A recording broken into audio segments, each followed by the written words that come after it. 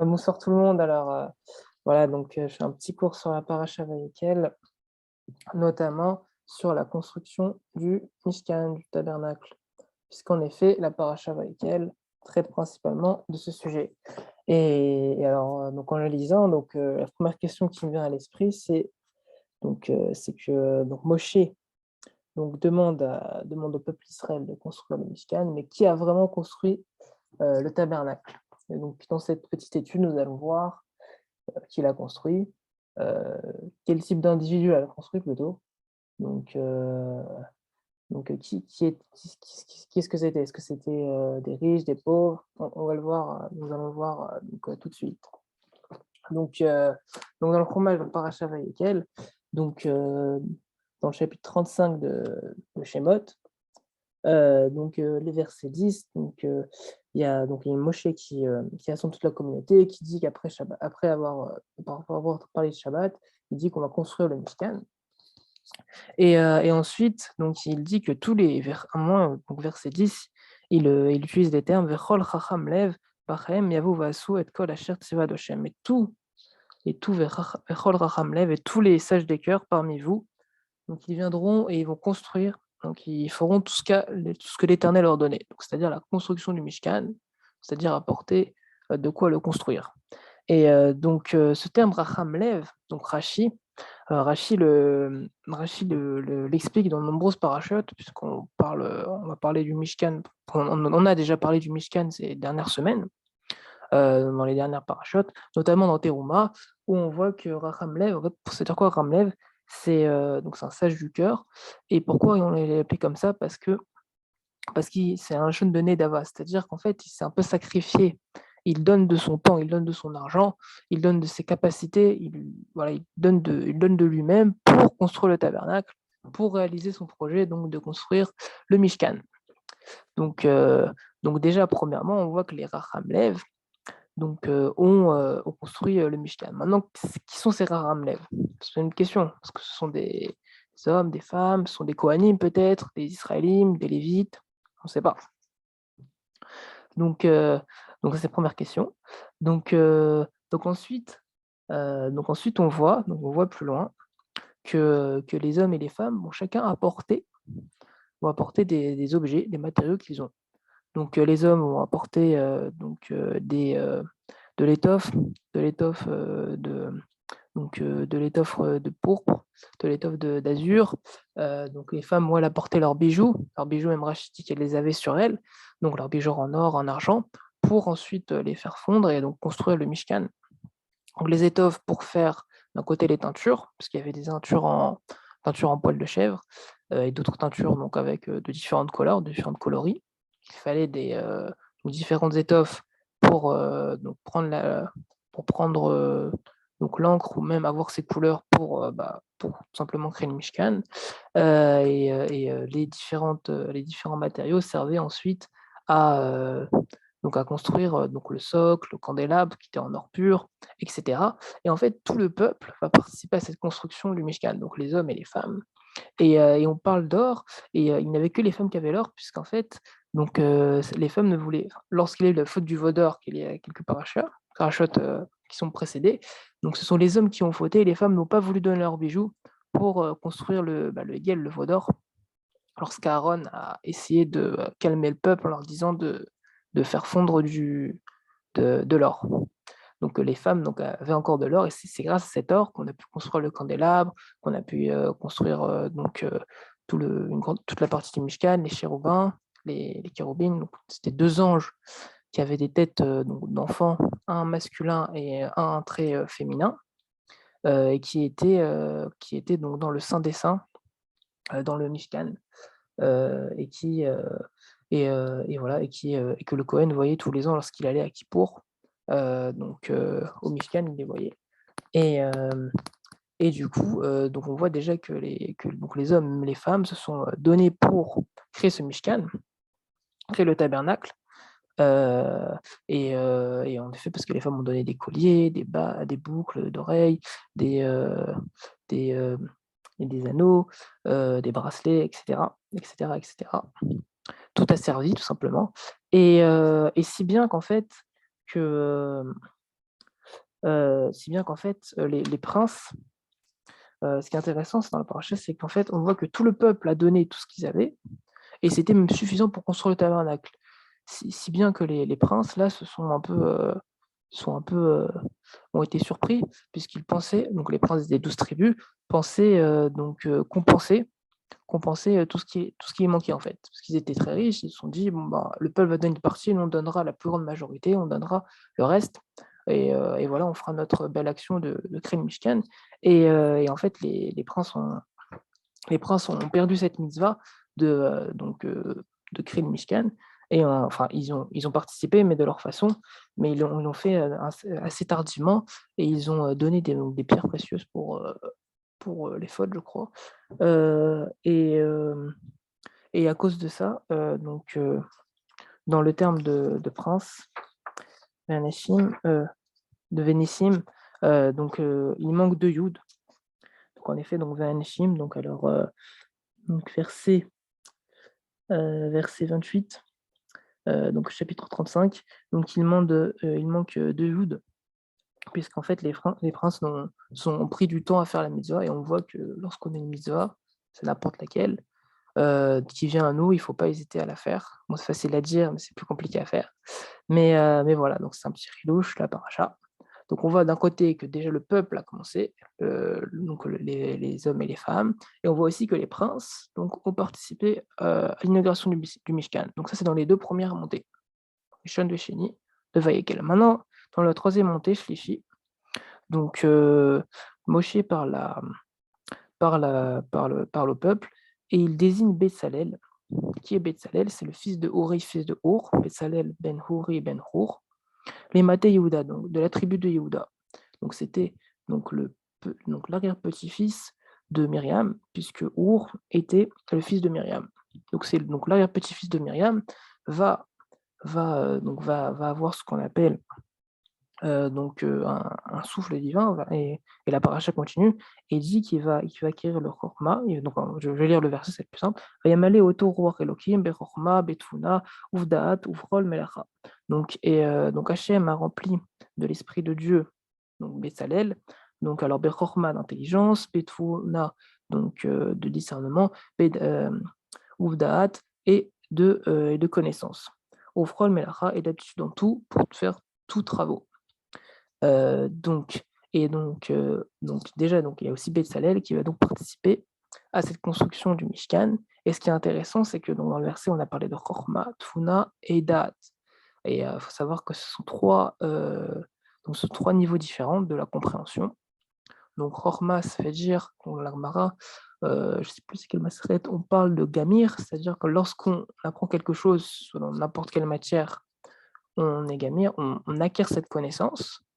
Donc Bina, c'est qu'on a la capacité, donc on a acquis cette connaissance et on peut l'utiliser, on peut la transmettre à quelqu'un d'autre.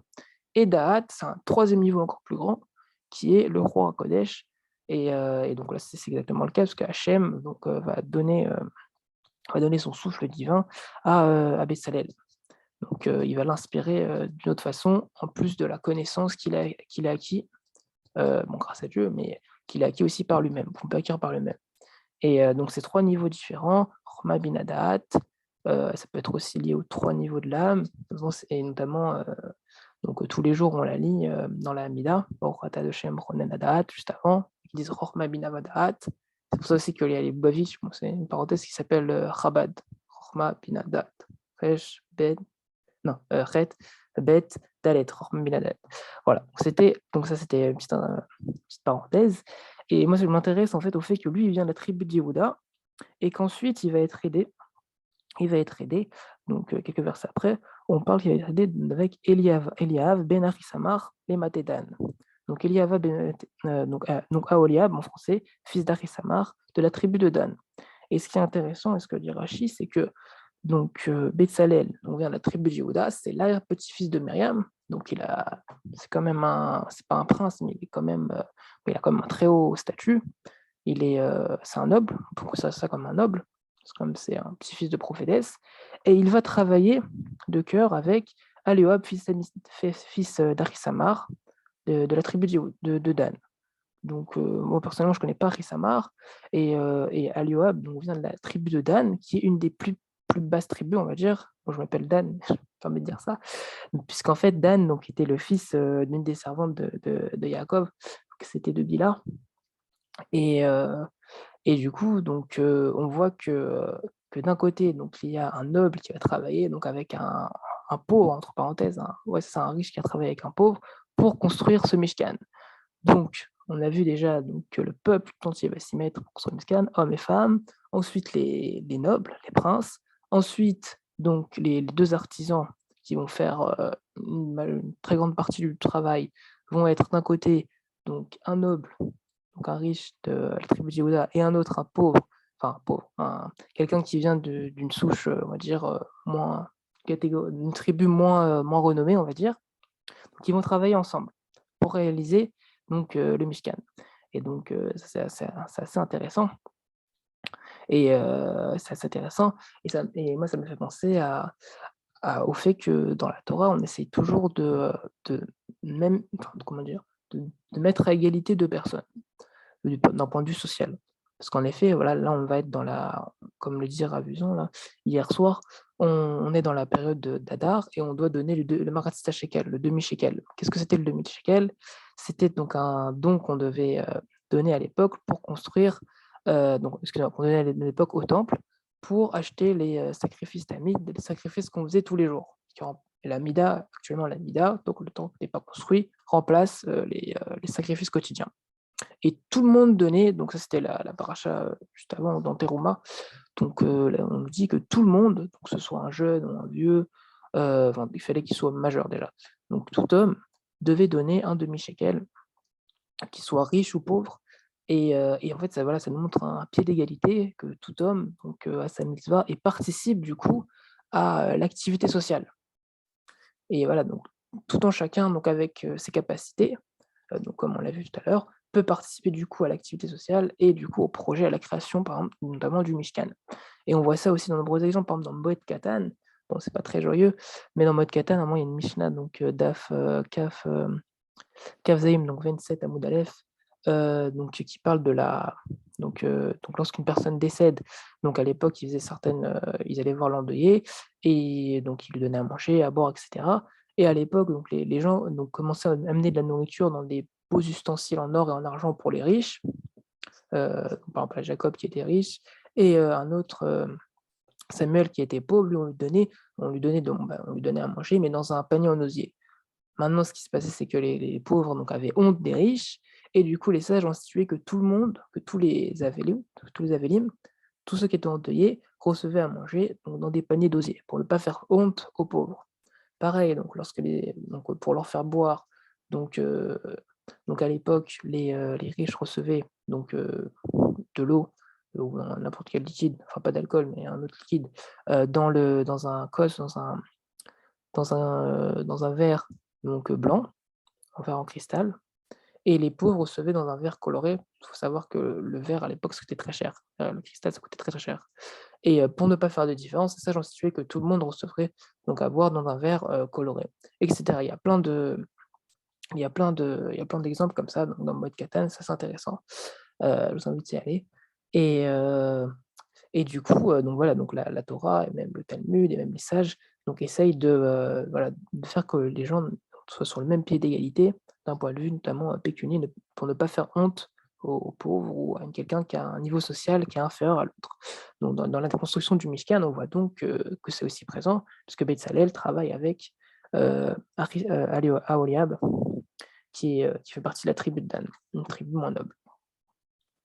Et donc ensuite, on voit aussi l'importance donc j'en ai parlé tout à l'heure, mais c'est l'importance des femmes dans la construction du Mishkan, puisqu'elles ont sacrifié aussi leur miroir, donc leur miroir qu'elles avaient en Égypte et Rachid nous dit que Moshe au début ne voulait pas de ces miroirs puisque, puisqu'en fait, ce miroir, ça représente un peu la tentation, la débauche, puisque enfin pas forcément la débauche, mais ça représente plutôt la tentation, puisque la femme se fait belle dans le miroir.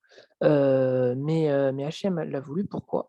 Puisqu'en fait, donc à l'époque, donc les hommes, quand ils étaient en Égypte, ils étaient tellement fatigués le soir, quand ils rentraient, qu'ils allaient directement se coucher, directement dormir Ils pouvaient pas passer de temps avec leurs femmes et du coup les femmes utilisaient ces miroirs pour les séduire. Rachid me dit en leur disant: «Ah tu sais moi je suis plus belle que toi» et cetera. Ça les séduisait et grâce à ça, donc ils ont pu avoir des enfants et enfin grâce à ça après voilà, ils faisaient des enfants et du coup, bah, il y a pu avoir d'autres Hébreux. Sinon sans ces miroirs, ça aurait été plus compliqué. Ça aurait été plus compliqué et avec ces miroirs, les artisans vont créer, les Rochemelev vont créer, donc une cuve. On crée une cuve qui est dans le Mishkan et cette cuve, c'est dans cette cuve où on mettait, donc un liquide, je crois que c'était le lot, avec le nom, ineffaçable d'Hachem, enfin le nom qui s'effaçait d'Hachem, lorsqu'une femme était soupçonnée d'adultère, une femme sota et c'est intéressant puisqu'en fait, donc cette cuve, de base, ça vient du Shalom Bayit, enfin, bah, l'amour entre l'homme et la femme et ensuite, en fait, ça continue, enfin, cette cuve va ensuite aider les autres femmes qui sont soupçonnées par leur mari de les avoir trompées, de pouvoir recréer le Shalom Bayit. Puisqu'en fait, une femme sota, c'était une femme qui était soupçonnée donc de tromper son mari et du coup, son mari, donc l'amenait au temple après, donc il y a plusieurs étapes. Il l'amenait au temple et la femme donc devait boire, une potion, une sorte de potion, une certaine boisson avec le nom d'Hachem qui était effacé dedans et bon, si elle avait fauté, en effet, elle mourrait. Bon, le mari aussi avait de problème, mais elle mourrait et sinon, elle avait plein d'enfants et le mari devait le rembourser ou et cetera, donc voilà, donc c'est assez intéressant aussi à relever dans la paracha. Et ensuite, donc à la fin de la paracha, on parle bien sûr des chérubim, des chérubins qui représentaient 2 enfants, donc un féminin et un masculin et heu et donc voilà, on voit aussi que même les enfants sont représentés dans le Mishkan.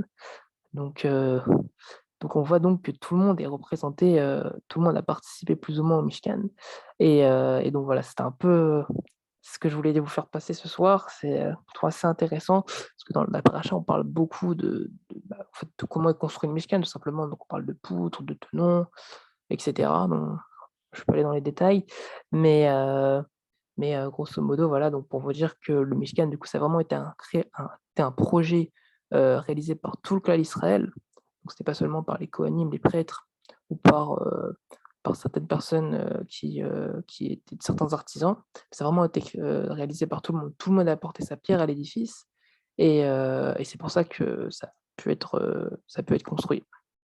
Heu, donc voilà, donc merci beaucoup de nous suivre pour les fidèles qui sont là et je vous souhaite une très bonne soirée et à très bientôt. On se retrouve très bientôt pour un prochain cours.